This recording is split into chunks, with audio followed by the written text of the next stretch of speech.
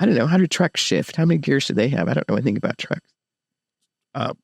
We don't either. No? Okay. So some trucker will have to fill me in on that. How many gears they can go up. Welcome to the Brain Lady Podcast with your host, Karen D. Wood, the resident brainiac. Get ready for a mind-expanding journey as we unravel the mysteries of the brain from Notes from the Couch. Join us as we delve into the complexities and wonders of this enigmatic supercomputer. Fasten your mental seatbelts and prepare to have your synapses fired up. Welcome to the captivating world of the Brain Lady Podcast.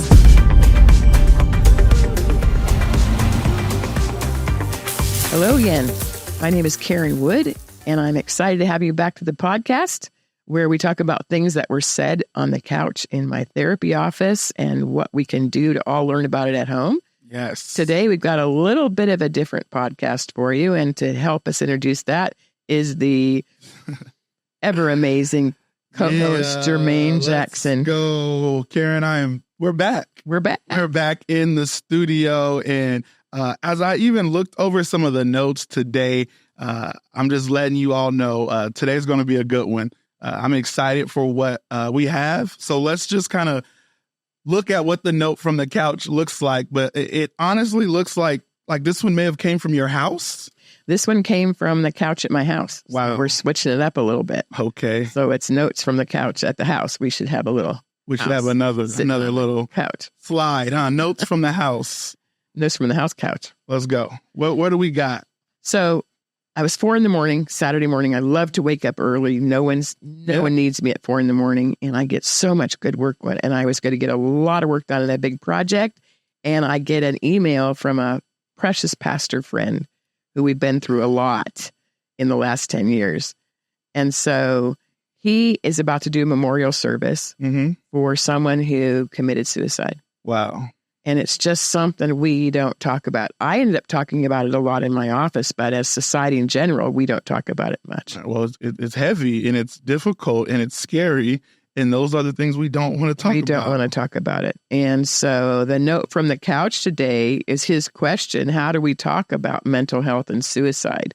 Wow. He was wondering how to do it in the talk for the church service, the memorial service. But I think it's a really good thing for all of us to be talking about mental health and suicide. Yeah, I agree. And so we're going to be talking about it, how to handle the mental health issues before someone takes their life, and what do we do after? How do we handle that after? Yeah. So we're kind of going to be doing a little bit of both. We're going to still talk about the format we've done in other podcasts where we talk about the brain and the body and the behavior and belief. We're going to still hit all the big B's. But this one is kind of tricky because we have a lot of different beliefs about suicide, what happens after life. There's a lot of tricky things in suicide and being left behind. Yeah, absolutely. So this is part A. Part B is going to be a second question related to how do we talk about it, and my concern that what we're not talking about, which is the impact of football on the brain. Wow. And how that happens. That's a heavy topic in America. It is. And in our community, we lost 2 in the last month in the same football group. Wow. They're now 30-something having to do real life. And so that will be the next podcast. So there's your podcast teaser for another one. Heavy one. Well, that one sounds heavy. So we're calling these crisis issue podcasts because we want to give you a little notice in case somebody else is in the room. Yeah. I feel like I'm working on NPR. We need to tell you that this is a serious topic. But it's true, though. You don't want to bring up a topic that that's going to trigger somebody in the room. We tried. Go ahead. Made that mistake this past weekend. Oh. It's funny that you bring that up. I was preaching this past weekend. I brought up a topic that my wife and I, the shared trauma that we've talked about, and I brought that up in my message. It wasn't part of my notes, but it came up, and I was talking about just what we went through with our twins and her being in the hospital and our twins, being premature. And I just walked through that entire story, and it really triggered her in the middle of my message. And even though we experienced that trauma together, we experienced it completely different.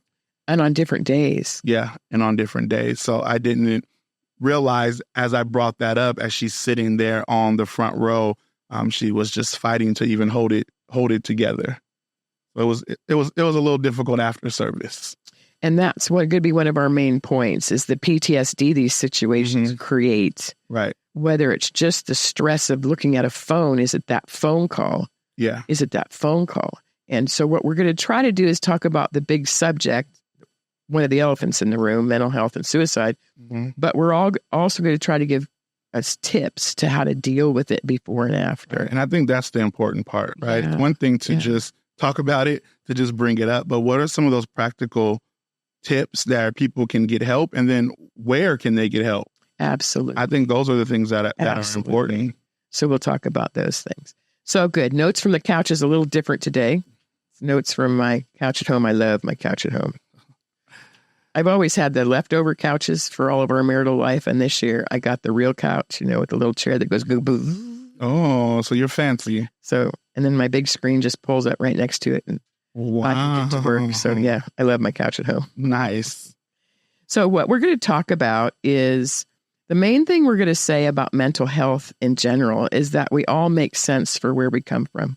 That's good. Say that again. We all make sense for where we come from. And you can hear in your story that your precious wife's reaction makes perfect sense for her living through having babies when we didn't know what COVID meant, getting stuck in a hospital all by herself. Yeah. How long was she in there? She was in there for 6 weeks. Yeah, it was a long time. It was. And what really made it, I mean, anytime you're in a hospital, it's difficult, but going into the hospital and then the very next day COVID hits and you had no idea when you walked in, you would be by yourself and your husband couldn't come visit. Just made it a whole lot worse. And that's the way it is supporting someone in mental health. All these things come up all the time that we don't know what's going on. We are not trained for this. We're not trained for parenting. We're not trained for marriage. And we're not trained for how to walk alongside someone who has mental health. It is a brain thing. And if we can keep moving our shoulders, sitting up straight and say we all make sense for where we come from. I like that, yeah. Then we don't have to keep running back to the trauma of the situation, keeping track of how many times our kids have done this. Yeah. And I've mentioned before, my husband and I have walked through a long journey with our eldest who ended up in juvenile hall. Yeah. And so I walked in the worry of suicide for probably 10 years. 10 years. Whether he was in juvenile hall or after, and the jumpiness of that phone call. And I mean, I even kept a tablet in our front room for years with the pen there in case the sheriff came to our door with that look on his face. And I knew it was over. So what was a tablet for, though? Just so you can take notes? Take notes of what happened. Because I know, and we're going to talk about this in a minute, the shock you go into. And I know that if I write, I can stay focused. And so, and our journey with sheriffs have been complicated. So I'm knowing I'm needing to take notes of it. But I prepared that for a long time. Because what happens on trauma on the inside of the brain, this is a key mental health thing. On the inside of the brain, we've got these structures that keep us at alert. And one of your favorite is the amygdala. Right. So what do you know about those two amygdalas and alert? So first, the placement, the amygdalas, we have two of them and they sit right behind our eyes and in between our ears. And they're always scanning. They're always hearing and seeing everything first. And those two amygdalas are going to then communicate right with the rest of our brain. And that's what's going to create the way we feel in that moment, the way we react in that moment. And if our amygdala is damaged, if our amygdala is swollen, we are going to have a lot more of high alert reactions. And when we talk about people with mental health issues, whether it's this diagnosis of bipolar or the personality disorders, it's a brain thing. Yeah. That amygdala gets swollen from hyperreactivity, and there's going to be these big reactions or big depressions or big manic responses. But if we can understand it as a brain thing, that dear amygdala is reacting, then maybe at that moment, I don't need to join it. Right. Because as a parent, you get so tired. And this thing goes on for years, especially if we get into the addiction cycle, which is really common with mental health. Yeah. And the big diagnosis because the person's trying to feel better for a while. So a lot of times, and it's only maybe in the last 3 years that our rehab houses have said you can have dual diagnosis. For all the years I've worked in this, they've said, sorry, if you've got depression, you can't come. we just want to deal with your drug abuse. And it's like, wait, it's so connected. Isn't it all? Yeah, it's all related. But for insurance reasons, they had to keep it very separate. They're finally figuring that one out, which is really good. Right. And how long ago would you say? Last couple of years, maybe So five. really recent. Really recent. Really recent. Wow. And do you think that's been a big game changer in just helping people? I think it helps people, and I think it helps families know this is a dual thing. Right. It's mental health, yes. It's brain damage, yes. We're way past dual now. It's mental health. It's brain damage. Right. It's addictions. It's the perpetual energy that it takes to try to get help. So now they're able to get help on all of it at the same time. Theoretically. Of course. Theoretically. It's what we're aiming for. Yeah. We're talking about mental health being so complicated, especially when we get the addictions and then try to get into the rehabs and the money's pouring out the window. Yeah. And so the journey before someone takes their life is usually a very, very complicated one. And what we're talking about now is the brain parts. You mentioned the amygdala. We call it the fire alarm. Right. The other brain part we're going to talk about is the cingulate gyrus. It's called the balancer. Got it. So if you hold your hand up, I'm holding my hand up and my thumb and pinky are out, and the nail beds are my amygdalas right behind my eyes and my ears. Take your other hand, put it on top, and it's the top bumpy part of my brain, and the cingulate gyrus is in between. It's the middle part. It's underneath. It's underneath. It's where everything has to go to the top to say, hey, how do I balance this situation? And diagnosis like bipolar means from childhood trauma or from drug abuse or whatever it is the shifter doesn't get to do its good work. We talk a lot about the scale of 0 to 10. Right. If you think of the shifter, so I'm holding my hands like up at the 0 to 10, the person's fine down in 3 or 4, right? Talking about cereal, breakfast, no problem.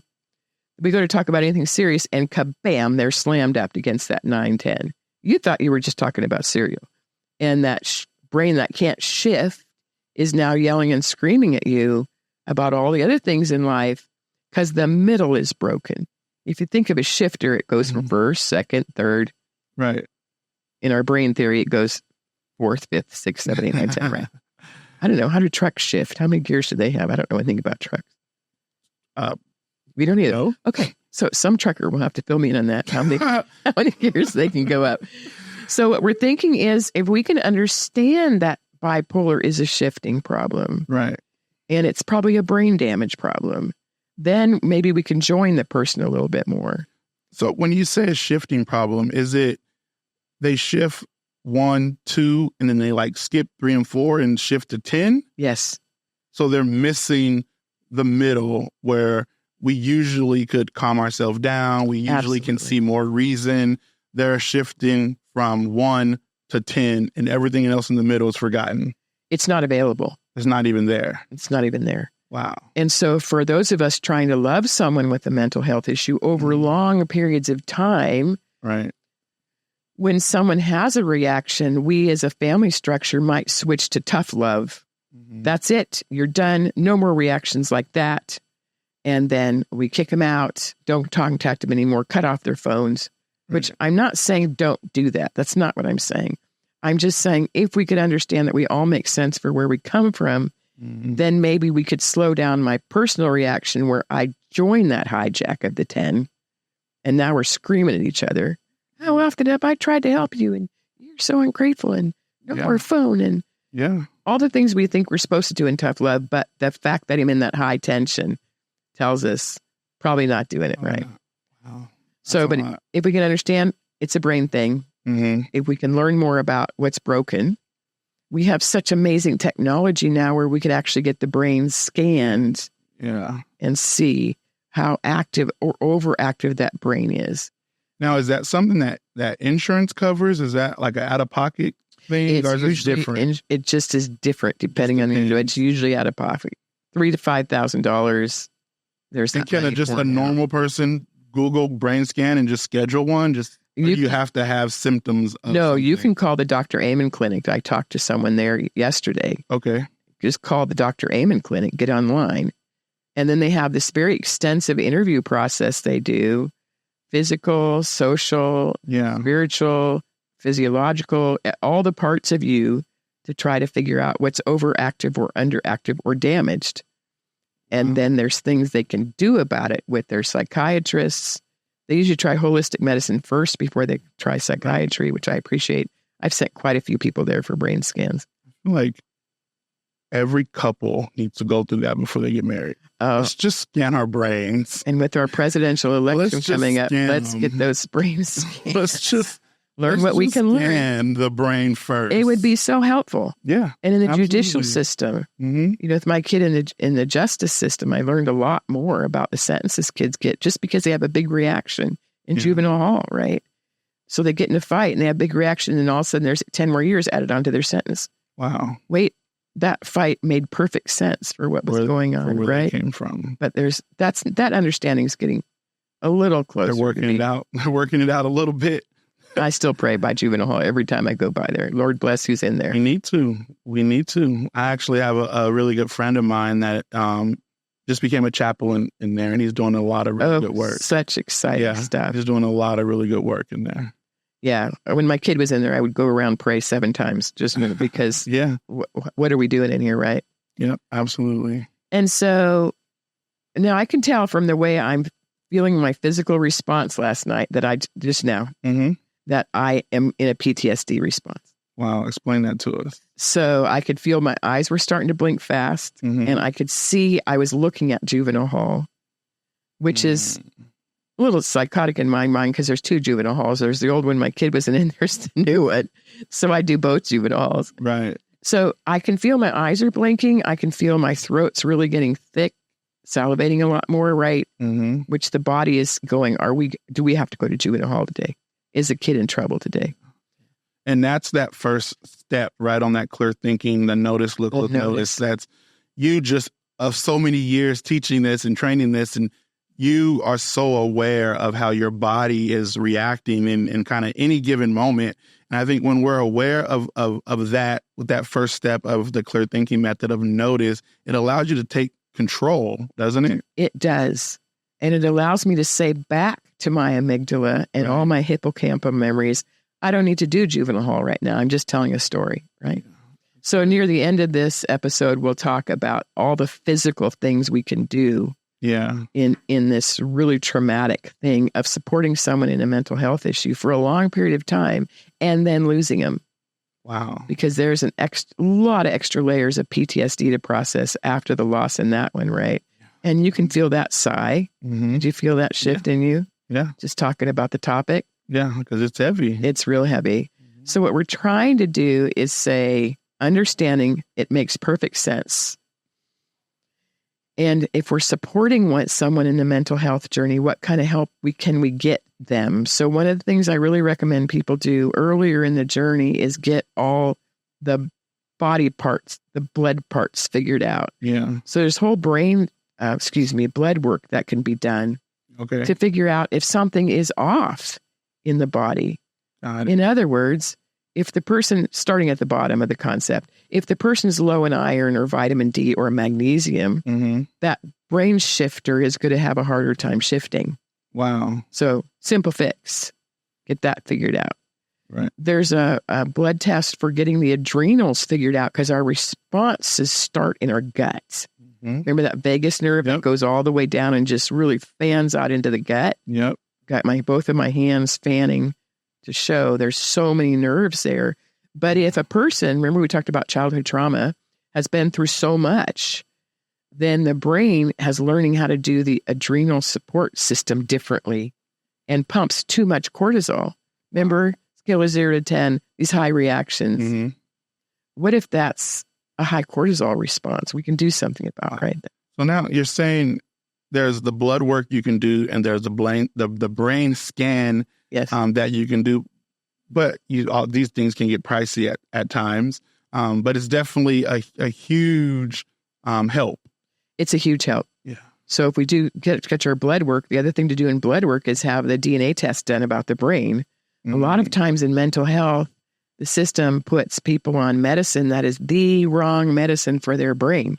Wow. I had a kid one time supporting him getting over heroin, and somebody put him on blah, blah, blah, and he goes suicidal, and his family's calling me. He is just at such high risk. So I get him into my office, and he's in bad shape. Wow. And I sent him to the doctor that day to see what this thing's doing. And that medication was a high alert wrong for that brain. There is some stuff that goes on in There's a lot of stuff. Office on that couch. And so what we're doing is figuring out how changing the medicine might be the solution. Right. And then 2 days later, he's not suicidal at all. 2 days later. 2 days later. The switch was that fast in the different medicine that was right for his brain. So when you sent him to the hospital, did you recommend a medicine, or you just said, doctors, you need to check him out? I'm a licensed clinical social worker. I can't do two things according to the state. Ready for this list? Tell me. I can't do anything related to medicine. Oh, okay. And I can't do anything related to dreams. To dreams? I can't interpret your dreams. Yeah, I know that's a little weird. You can't interpret my dreams. So when that snake shows up in your dream, I can't be telling you what to do about that. I'm glad. Okay, I don't want you to interpret my dreams. I'm quite sure you don't do snakes either. No, I don't. I don't do snakes. I don't. But I just found out, this is a squirrel, sorry guys. We're doing baptisms at our church. Yay. At Bass Lake. And I said, Pastor, don't put me on the list because I'm not getting in no lake. I love the Lord, but you got to find somebody else to baptize people. Your boy is not getting in the lake. I'm sorry. It might be alligators in the California Bass Lake, but if I can't see the bottom of it, sir. At least it might be one big bass. I'm not getting in the lake to baptize people. Sorry.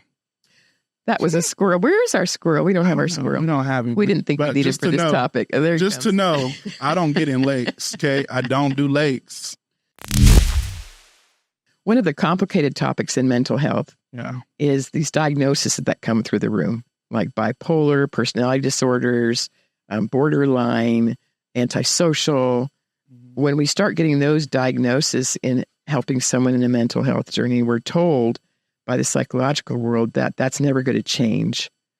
And that ends up feeding into people's despair. That's never going to change. The best thing to do there is just understand what they're trying to say. Grab what you can that's helpful. Yeah. So we've talked about getting some of the brain things checked, some of the blood things checked, learning some more about these diagnoses, but not as a fatal diagnosis, but as something that we can learn from. And would you recommend people to just get these tests done if they could, or when you get a report or you start to feel a way, you get it? Or is this something that you can just do kind of like before? You can do pre. A lot of it is just going to your general physician, right? And to be able to say, hey, we're having some wobbly stuff in our household. Could we just check what's going on here, right? Yeah, that's good to know. And if you're a parent who's supported a child for a long time in a mental health journey, things get worn out in your body too. So to have those same checks for your body, because that adrenal system, we used to call them mental health breakdowns. When that adrenal system shut down and just said, here's no more chemicals, you are now a flatlined human being, right? And then the person would just cry and not come back.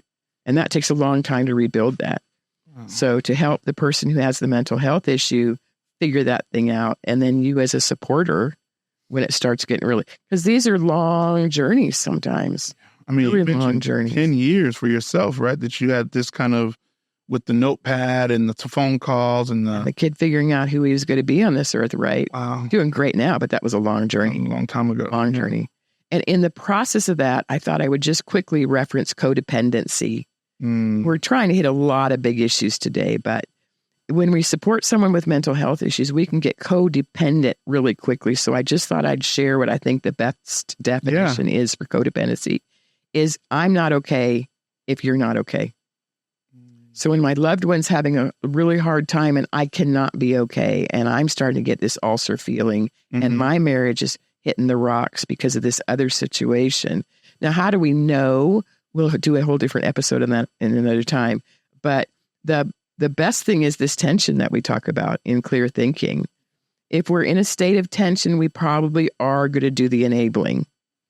Remember, scale of 0 to 10. If I'm afraid of what happens in that My best, wisest story I could tell you about my state of codependency is our kid wasn't doing well. And we said, if you keep smoking marijuana, tough love, you are out of this house. But in that state, probation was involved. And so my terrible fear was if someone found out he was using marijuana, then he was going to go away for 14 years. Wow. Because he was just a 16-year-old kid, right? Yeah. So you can hear my fear establishment there. Yeah. So I find a load of marijuana in his bedroom. He's selling it, darling child. He's probably about 20 now. And I go into fear response. Are you ready for my mature reaction that may be pretty high on that codependent scale? Give it to us. Give it to us. I used to share this in a support group, so I can share it here. I wrapped that bag in a bunch of dog poo. Stop it right now. I didn't have the strength to go dump it out in the creek. I dumped it. Keep going. Yeah. Keep going. I'm just telling you. I wrapped it in dog poo and threw it away. But why dog? So he couldn't. So he wouldn't want to get at it. But you had to touch the dog poo. Like. No, plastic. We're expert dog poo pickers up at our house, but German Shepherds, they're helpful for a lot of dog poo. So I'm just telling you how off it was. Yes. I was afraid of him. I was afraid of probation. I did that stupid thing. Well, what do you think he did? Did he get it out? Yeah. Cleaned it all up. He cleaned the dog poo off? Okay. It's all bags. Whoever all he sold bags. That to? No, it's all in bags. It's all in bags, right? I'm just telling you how off I was. That's crazy. It's off. Right? That's what happens in this frantic journey to support someone. You get off quickly. Wow. And then he got it out, and then he was angry at me, and I wasn't strong enough to say, you little shit, out of the house you go. I wasn't strong enough to do that. No. Because then Dad would find out, and that would triangulate, and then So that's one of the best examples I can give you of that codependency line, where I was in such high tension. I was so high in that tension scale, holding my hands up. So line in the middle, so line, codependency. My tension, fear response meant I went way up on that enabling scale. Wow. Whereas if I could have done it without fear and been strong enough to say, there you go, then I could have gotten down to engage him differently about why was he doing that and what's going on in his life. But I went to such a fear response, I couldn't engage with him well. Wow. Right? So, and I'm sure there's so many parents that at times find themselves. Oh, it is such a deal in mental health. Yeah. Excellent books on that. So how do I know I'm codependent? Notice your tension. Yeah. That scale is high, you're probably enabling. Yeah. Hard journey, no condemnation here. I shared that story with you to say how silly it really all gets. Yeah. And so I've got more stories, but I won't share them with you today. Because that's going to help us figure out, do we do tough love or do we do this concept now they're calling real love or total love, where I can engage more and be a part of more, still drawing lines, but understanding more what their mental health issue is. Yeah. Right? Is there an autistic thinking in there that can't do what we're requiring in tough love? That's common a lot with our gifted children, right? Right. Probably things in there where they're just having trouble negotiating life. But if I can learn it's a brain thing, get them checked what's going on, get me checked what's going on with me, and then be able to say, hey, this is our plan. Good. And for you, those of you of faith, a great verse to look at is Colossians 3. Colossians 3:14. You must put on love, which ties everything together and makes it complete. It's a great verse. It's a great verse because in mental health issues, it becomes untied and unraveled really, really fast, right? That's Colossians 3:14. So this thing is exhausting. So what we want to do is we want to name the elephant. We've got mental health in our house and we've got potential suicide in our house. So what do we do about it? We've given you a lot of tips. One of the things we can say is that it has everything to do with how we do ourselves. And if you do lose that person, it has nothing to do with how much they loved you or didn't love you. That's one of those codependent things we get into. If we do lose someone, how could they do that to me? Yeah. And what we're talking about, it's a brain thing. They actually go into a form of shock themselves. Mm-hmm. And so to keep understanding when this thing does happen, to get the support, get the help, pull your people in. because it's going to be another long road, a life-changing long road. But it doesn't mean they didn't love you. It just means the pain was too severe and living on earth was too painful. Wow. So we've got to keep our eye on that. Living on earth, we all know how painful it is. Yeah. Right. And then for us to understand that when we're in shock, if we would get the news, right, me planting that tablet, is to just focus on breathing. Because you are in shock. You're literally, for up to 2 years in a death, the body shock for be informed. 2 years. Yeah. Well known, well documented. That's a lot. Yeah. That's heavy. So, man, everyone, thank you so much for joining us again on another Brain Lady podcast.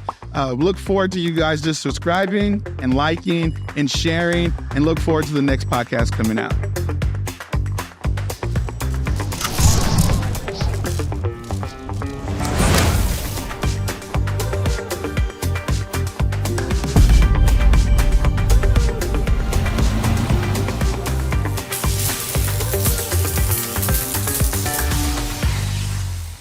We handled some pretty heavy topics today with the idea of suicide and taking oneself off the earth. So if you know of someone that you love or are concerned about, or if you are struggling yourself personally, please immediately call 988. That's the National Suicide Hotline's new trick number, which I think is great. 988. Get into contact with it right away and don't wait. Thank you.